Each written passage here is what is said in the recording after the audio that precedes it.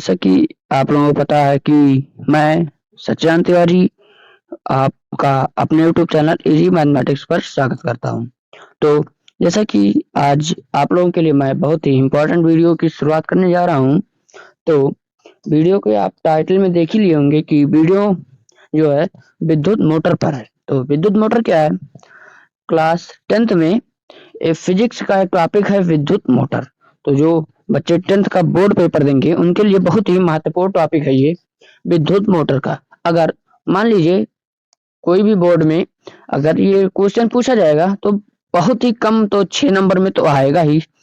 अगर 6 नंबर में आएगा तो वो बोर्ड परीक्षार्थियों के लिए बहुत ही सुनहरा मौका रहता है। इस सब पर क्वेश्चन पर जो लॉन्ग क्वेश्चन है जैसे विद्युत मोटर है, विद्युत जनित्र है और जो भी है, तो वो हमारी कोशिश यही रहेगी कि उन्हें एक ही वीडियो में पूरी जानकारी दे दिया जाए और वीडियो कम से कम समय का हो, क्योंकि जो बोर्ड के परीक्षार्थी होते हैं उनके पास ज़्यादा समय नहीं होता है। तो अगर आप बहुत सारे चैनल पे वीडियो देख के हमारे चैनल पे आए हुए हैं तो आपको दूसरी वीडियो देखने की जरूरत नहीं पड़ेगी।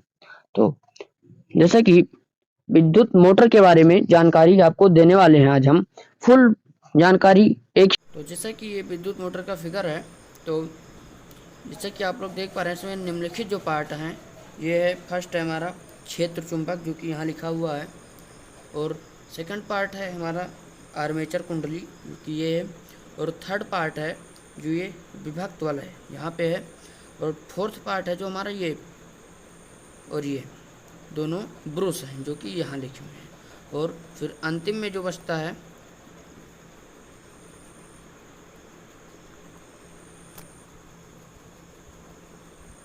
फिर जो अंतिम में बचता है वो होता है ये, यानी कि बैटरी यहाँ पे लिखी हुई है। तो ये बैटरी है। तो जैसे कि इसमें निम्नलिखित विभिन्न पार्ट होते हैं, जैसे कि मैंने वीडियो की पहले बता दिया था कि ये 6 नंबर में आता है। तो 6 नंबर में आता है तो जाहिर सी बात है थोड़ा लिखना पड़ेगा इसके लिए। तो लिखने के लिए आप लोग सबसे पहले आप लोगों को लिखना है कि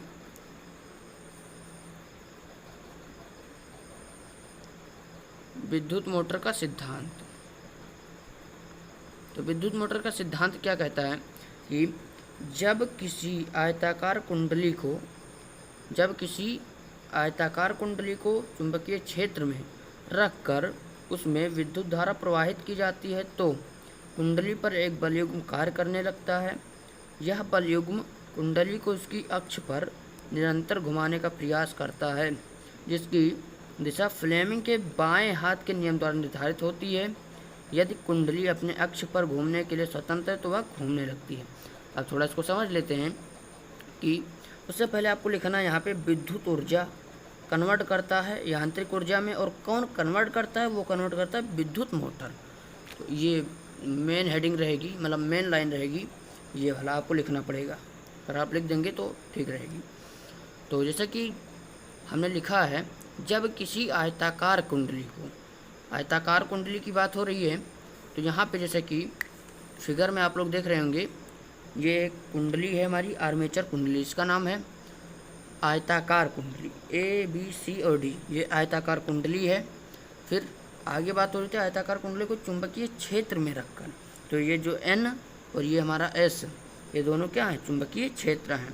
तो चुंबकीय क्षेत्र के मध्य रखकर उसमें विद्युत धारा प्रवाहित करने पर, यह बैटरी है, बैटरी का धन सिरा है और ये बैटरी का ऋण सिरा है। तो विद्युत धारा जब प्रवाहित की जाती है, ये बैटरी है, बैटरी से जब विद्युत धारा इसमें प्रवाहित करेंगे तो कुंडली पर एक बलयुग्म कार्य करने लगेगा। जैसा कि आप लोग देखते हैं कि जैसे जब ट्रेन जो होती है, ट्रेन की पटरी के ऊपर जो तार होते हैं उसमें लाखों में करंट होता है, तो उसके आप अगर नीचे सुनसान में खड़े होंगे तो नीचे रहेंगे तो सनसनाने की आवाज़ आती है। वही सेम प्रोसेस में होता है कि जब बलयुग्म कार्य करने लगता है तो कुंडली को अपनी अक्ष पर घुमाने का प्रयास करता है। यदि और घुमाने का प्रयास करता है तो उसकी कोई दिशा होगी, वो किस तरह से घुमाएगा? उसकी जो दिशा होती है वो होती है फ्लेमिंग के बाएं हाथ के नियम द्वारा निर्धारित की जाती है। फ्लेमिंग की बाएं हाथ का नियम क्या है? जैसे कि फ्लेमिंग के बाएं हाथ का नियम होता है ये, हम इस वीडियो के अंत में डाल देंगे, वो भी लिंक पड़ जाएगा, आप लोग देख लीजिएगा। तो है फ्लेमिंग के जैसे बाएं हाथ की दिशा है, तो बाएं हाथ की दिशा किधर घूमेगा? जैसे कि आप लोग फिगर में देख रहे होंगे कि ये जो है इधर का, इधर घूमेगा इधर। जैसे कि आप लोग देखते हैं घड़ी, मान लीजिए घड़ी है अपनी, तो ये घड़ी है, ये घड़ी है, तो घड़ी जब चलती है तो इधर तो घूमती है, ऐसे घूमती है, तो फिर ये क्लॉकवाइज दिशा है।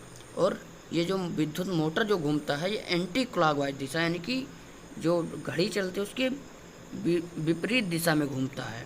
तो ये हो गया हमारा एंटी क्लॉकवाइज दिशा में मोशन करता है कौन? विद्युत मोटर। तो ये हो गया। अब यही मैंने लिखा हुआ है, आप स्क्रीनशॉट चाहे तो ले सकते हैं या लिख सकते हैं कहीं पे। एक बार मैं फिर से पढ़ देता हूँ। जब किसी आयताकार कुंडली को चुंबकीय क्षेत्र में रखकर उसमें विद्युत धारा प्रवाहित की जाती है तो कुंडली पर एक बलयुग्म कार्य करने लगता है। यह बलयुग्म कुंडली को अपनी अक्ष पर निरंतर घुमाने का प्रयास करता है, जिसकी दिशा फ्लेमिंग के बाएं हाथ के नियम द्वारा निर्धारित होती है। यदि कुंडली अपने अक्ष पर घूमने के लिए स्वतंत्र है तो वह घूमने लगती है। ये हो गया। फिर आगे जो है हमारा, आगे चलते हैं। तो इसके बाद आपको आगे लिखना है, हेडिंग डालेंगे आप लोग रचना डालेंगे। रचना के अंदर आपको लिखना है विद्युत मोटर के निम्नलिखित भाग होते हैं, क्योंकि मैंने फिगर में आपको समझाया था कि एक पहला भाग था क्षेत्र चुंबक, दूसरा आर्मेचर कुंडली, तीसरा था विभक्त वलय और चौथा था हमारा ब्रूस। तो इसी प्रकार विद्युत मोटर के निम्नलिखित भाग होते हैं। फिर पहला भाग आता है हमारा क्षेत्र चुंबक। हेडिंग डालेंगे तो इसमें लिखेंगे यह एक प्रबल अस्थायी चुंबक होता है। यह एक प्रबल अस्थायी चुंबक होता है। सर ये 2 बार लिख गया है, इसको एक ही बार लिखेंगे। यह एक प्रबल अस्थायी चुंबक होता है, ये काट देंगे इसे। चुंबक होता है जिसके ध्रुवखंड N व S हैं। जैसे कि आप लोग फिगर में देख रहे होंगे कि ये जो फिगर था हमारा, ये N और S ये दोनों ध्रुवखंड हैं जिसके मध्य कुंडली गति करती है। तो वही चीज़ है, N और S ध्रुवखंड है। फिर दूसरा पार्ट आता है हमारा आर्मेचर कुंडली का। तो आर्मेचर में क्या लिखना है? इसमें लिखना है आपको कि यह एक नरम लोहे के क्रोड पर लिपटी तारों की कुंडली होती है जो चुंबकीय ध्रुव के बीच गति करती है। चित्र में इसे ABCD द्वारा प्रदर्शित किया गया है। चित्र जो है हमने दिखाया था उसमें ABCD द्वारा प्रदर्शित किया गया है। ये हो गया आपका। अब आप लोग सोच रहे होंगे कि जो नरम लोहा होता है, क्रोड होता है, वो आप लोग मोटर की बाइंडिंग करवाने गए होंगे तो ऐसे कि आप लोग देखे होंगे इसे बना रहता है, ऐसे रहता है, इसमें इसी प्रकार से रहते हैं, इसी प्रकार से बने होते हैं। 32 या 34 स्लॉट होते हैं, इसे स्लॉट कहा जाता है। इसी में वो जो बाइंडिंग वाला इंजन होता है टेक्नीशियन, इसी में भरता है तारों को, तब ये गति करती है। ये हो गया। फिर आगे आता है हमारा विभक्त वलय।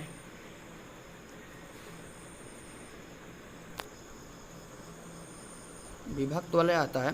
विभक्त वलय में आपको लिखना है कि विभक्त वलय हेडिंग डालेंगे, तीसरी हेडिंग है हमारी, इसके अंदर लिखना आपको यह वलय पीतल का एक वृत्ताकार छल्ला होता है। यह वलय जो है पीतल का एक वृत्ताकार छल्ला होता है जो 2 बराबर भागों में बांटा होता है। इसे चित्र में P वाक्यों से दर्शाया गया है। जैसा कि ये मान लीजिए एक छल्ला है, ठीक, इसको आप अगर बीच से काट दीजिए, बीच से मान लीजिए ये नहीं है तो आधा आधा हो जाएगा। तो दोनों तरफ आधा आधा वही चीज़ लगा हुआ है जो कि धुरा दंड या शाफ्ट में लगे होते हैं। फिर ब्रूस आता है आपका, आखिरी हेडिंग ब्रूस। उस संरचना के अंदर ब्रूस आखिरी है।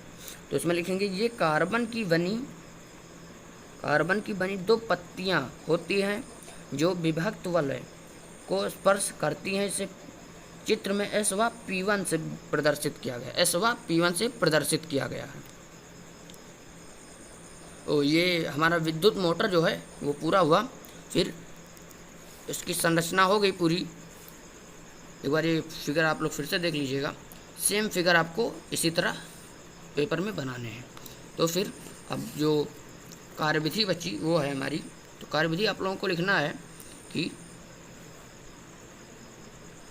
यहाँ पे लिखना है आपको कार्यविधि में, कार्यविधि हेडिंग डालेंगे, फिर लिखेंगे जब